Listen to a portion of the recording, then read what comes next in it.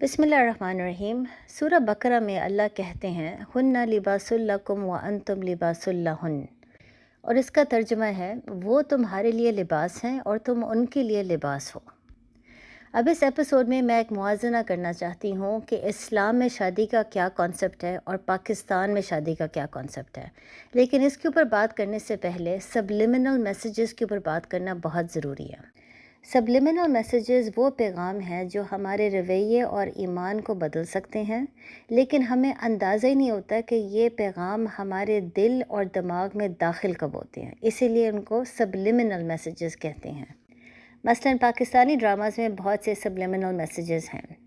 ہم روز ڈرامہ دیکھتے ہیں اس ایکسائٹمنٹ میں کہ اگلے ایپیسوڈ میں کیا ہوگا، اور ہم اس لیے نہیں دیکھ رہے کہ ہم کوئی چیز سیکھنے کی کوشش کر رہے ہیں، ہم صرف انٹرٹینمنٹ کے لیے، اپنے وقت گزارنے کے لیے ڈراماز دیکھتے ہیں۔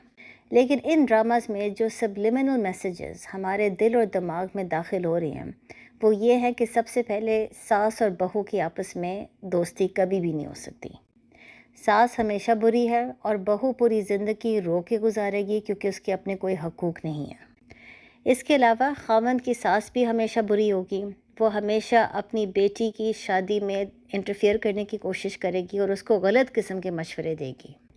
یہ وہ سارے پیغام ہیں جو ہمارے دل اور دماغ میں داخل ہوتے ہیں، لیکن ہمیں اس کا اندازہ ہی نہیں ہوتا، اور اسی لیے جیسے کوئی لڑکی کی شادی ہوگی پاکستان میں، وہ پہلے سے اپنے آپ کو سمجھا چکی ہوگی کہ میری ساس کے ساتھ دوستی نہیں ہو سکتی اور میں پوری زندگی رو کے گزاروں گی کیونکہ میرے کوئی حقوق نہیں۔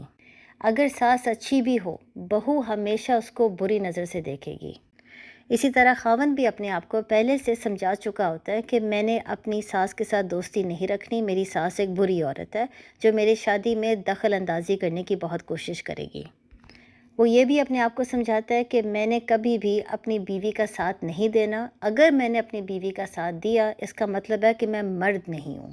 تو آپ اسی سے اندازہ لگا لیں کہ پاکستان میں جو شادی کا کانسیپٹ ہے وہ ہندو کلچر سے آیا ہے، یہ اسلام کا کانسیپٹ نہیں ہے، بلکہ قرآن میں تو اللہ ہمیں یہ سمجھا رہے ہیں کہ خاوند اور بیوی ایک دوسرے کا لباس ہیں۔ اب ہم یہ پوچھ سکتے ہیں کہ لباس کا لفظ اللہ نے استعمال کیوں کیا؟ لباس جو آپ پہنتے ہیں اس کے دو فنکشن ہوتے ہیں۔ سب سے پہلے تو یہ آپ کے جسم کی حفاظت کر رہا ہوتا ہے گرمی اور سردی سے، اور اس کے علاوہ آپ کا لباس آپ کی عزت ہے۔ مثلاً جب آپ کسی کمرے میں داخل ہوتے ہیں تو سب سے پہلے لوگ آپ کا لباس دیکھ کے آپ کو جج کریں گے۔ آپ کا لباس دیکھ کے وہ یہ فیصلہ کریں گے کہ کیا وہ آپ سے بات کرنا چاہتے ہیں یا نہیں۔ تو جس انسان کا لباس بہت ڈیسنٹ ہوگا لوگ اس سے ملنا پسند کریں گے، اسی لیے کہتے ہیں کہ آپ کا لباس آپ کی عزت ہے۔ تو جب اللہ میاں بیوی کو سمجھا رہے ہیں کہ وہ ایک دوسرے کا لباس ہے، اس کا مطلب یہ ہے کہ انہوں نے ایک دوسرے کی حفاظت کرنی ہے اور وہ ایک دوسرے کی عزت ہیں۔ مثلاً خاوند نے بیوی کی حفاظت کرنی ہے، اس نے کوشش کرنا ہے کہ وہ ہر بری چیز سے اپنی بیوی کو بچا کے رکھے، اس نے اپنی بیوی کے حقوق کے لیے کھڑا ہونا ہے اور پوری کوشش کرنا ہے کہ وہ ایک اچھا ماحول اپنی بیوی کو دے سکے۔ اگر اس کی ماں یا باپ بیوی کے ساتھ بے انصافی کرتے ہیں تو عزت کے دائرے میں رہتے ہوئے اپنی بیوی کے حق کے لیے لڑنا سیکھے، اور اس کے ساتھ ساتھ خاوند کو یہ بھی چیز یاد رکھنا بہت ضروری ہے کہ اس کی بیوی کے بھی ماں باپ ہیں، اس کی بھی بہن بھائی ہیں، ان کی بھی عزت کرنا بہت ضروری ہے، اور خاوند کا کام ہے کہ اگر بیوی کو عزت مل رہی ہے تو اس کے ماں باپ کو، اس کے بہن بھائیوں کو بھی عزت ملے۔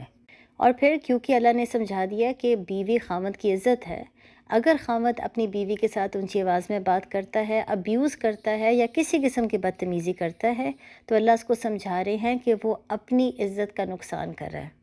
وہ اس وقت بیوی کی بےزتی نہیں کر رہا ہوتا، وہ بلکہ اپنی بےزتی کر رہا ہوتا ہے۔ اور آخر میں جو سب سے ضروری بات ہے خاوند کے لیے یہ سمجھنا بہت ضروری ہے کہ جس عورت کو وہ اپنے گھر میں بیوی بنا کر لے کر آتا ہے وہ ایک انسان ہے، اس کی بھی ایموشنز ہے، اس کی بھی فیلنگز ہے، اس کی بھی کوئی رائے ہوگی، وہ کوئی روبوٹ نہیں ہے جس نے تمام گھر کے کام کرنی ہے اور وہ غلطی نہیں کر سکتی۔ شادی ایک پارٹنرشپ ہے میاں بیوی کے بیچ میں، جس کا مطلب ہے کہ ہر قسم کی ذمہ داری دونوں کے بیچ میں بانٹی جائے گی۔ یہی اسلام ہے اور یہی نبی محمد صلی اللہ علیہ وآلہ وسلم کی سنت کا طریقہ تھا۔ لیکن پھر ہم اس میں یہ سوال پوچھ سکتے ہیں کہ اسلام میں اگر میاں بیوی نے ہر قسم کی ذمہ داری آپس میں بانٹنی ہے اور تمام کام مل کے کرنا ہے تو قرآن میں اللہ نے خاوند کو زیادہ درجہ کیوں دیا ہے؟ اور وہ اس لیے ہے کیونکہ ان تمام ذمہ داریوں کے ساتھ خاوند کی ایک اور ذمہ داری ہے، اور وہ یہ ہے کہ اس نے گھر سے باہر جا کے نوکری کرنا ہے اور پیسے کمانا ہے۔ تو اسی لیے کیونکہ اس کا بوجھ زیادہ ہے، اللہ نے خاوند کو بیوی کی نسبت زیادہ درجہ دیا ہے۔ افسوس کی بات یہ ہے کہ پاکستان میں عموماً مرد کو یہ بات ضرور یاد ہے کہ اللہ نے اس کو زیادہ درجہ دیا ہے شادی میں، لیکن وہ یہ بھول جاتا ہے کہ اللہ نے اس کو کیوں زیادہ درجہ دیا ہے۔ وہ یہ بھول جاتا ہے کہ اس کی ذمہ داری ڈبل ہے، اس نے گھر کو بھی چلانا ہے، بچوں کو بھی دیکھنا ہے اپنی بیوی کے ساتھ، لیکن اس کے ساتھ ساتھ اس نے نوکری بھی کرنی ہے، پیسہ بھی کمانا ہے۔ اب جہاں پر قرآن نے ہمیں یہ سمجھا دیا کہ خاوند نے بیوی کی عزت کرنی ہے اور اس کی حفاظت کرنی ہے، اللہ ہمیں یہ بھی سمجھا دیا کہ بیوی نے بھی خاوند کی عزت کرنی ہے اور بیوی نے بھی خاوند کی حفاظت کرنی ہے۔ اب اس کا مطلب یہ ہے کہ بیوی خاوند کے ساتھ اونچی آواز میں بات نہیں کر سکتی، اس کے ساتھ بدتمیزی بھی نہیں کر سکتی، اور خاوند کے جو راز ہے ان کی بھی حفاظت کرنا بیوی کے ذمہ میں آتا ہے۔ اور اس کا یہ بھی مطلب ہے کہ خاوند کے گھر میں جو بھی باتیں ہوتی ہیں وہ بھی خاوند کے راز میں شامل ہیں، جس کا مطلب یہ ہے کہ لڑکیوں کو یہ اجازت نہیں کہ جب وہ اپنی دوستوں کے ساتھ بیٹھے تو شغل کے طور پہ اپنے ساس سسر کے خلاف باتیں کرنا شروع کر دیں، یا اپنے خاوند کے گھر والوں کے خلاف کسی قسم کی بات کریں۔ یہ تمام چیزیں خاوند کے راز میں شامل ہوتی ہے، اور ان کے اوپر بات کرنا شغل کے طور پہ، گوسپ کے طور پہ بہت بڑا گناہ ہے۔ اور آخر میں بیویوں کے لیے یہ سمجھنا بہت ضروری ہے کہ اللہ نے خاوند کو زیادہ درجہ دیا ہے، جس کا مطلب ہے ہر چیز میں میاں بیوی کی رائے ہو سکتی ہے، لیکن آخر میں فیصلہ خاوند کا ہوگا، اور بیوی کے لیے اس فیصلے کو قبول کرنا بہت ضروری ہے۔ تو اسی لیے یاد رکھیں کہ جو چیزیں ہم صدیوں سے سنتے ہوئے آ رہے ہیں یا پاکستانی ڈراماز میں بھی دیکھتے ہیں، یہ ہندو کلچر ہے، یہ اسلام نہیں ہے۔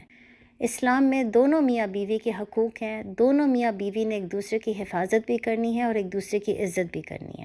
اور انشاءاللہ اگلے ایپیسوڈ میں اس ٹاپک کے اوپر مزید بات کرنا چاہوں گی کہ میاں بیوی دونوں اپنی زندگی کو کس طریقے سے جی سکتے ہیں تاکہ ان کی شادی میں بہتری آئے۔ السلام علیکم۔